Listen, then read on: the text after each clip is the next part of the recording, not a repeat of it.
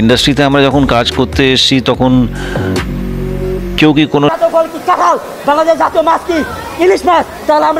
বাংলার বক্স অফিসে চলছে তাণ্ডব জ্বর। হলের বাইরে টিকিটের জন্য লাইন, দর্শকদের হাহাকার। সারা দেশে টিকিটের জন্য রীতিমতো যুদ্ধ। 2 দিনে শো বাড়ানোর পরও চাপ সামলাতে পারছেন না হল মালিকরা।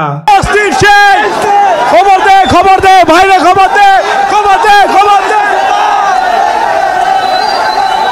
কিন্তু এর মাঝেই কলকাতার জনপ্রিয় সুপারস্টার জিৎ বিস্ফোরক মন্তব্য জানিয়েছেন এই তাণ্ডব সিনেমা নিয়ে। তিনি বলতেছেন, দর্শকরা কি দেখছে? তাণ্ডবে শুধু মারামারি ছাড়া আর কোনো গল্পই নেই। কি শিখবে এই মুভি থেকে? সুপারস্টার জিৎ আরো বলেন যে এই মুভির মধ্যে লিচুর বাগান গানটিও ছিল একেবারে নোংরামি। এই গান থেকে দর্শকরা কি শিখবে? নোংরামি ছাড়া এই গানের মধ্যে আর কোনো কিছুই খুঁজে পেলাম না। সুপারস্টার জিতের এমন মন্তব্য এখন সোশ্যাল মিডিয়ার মধ্যে ঘুরে বেড়াচ্ছে।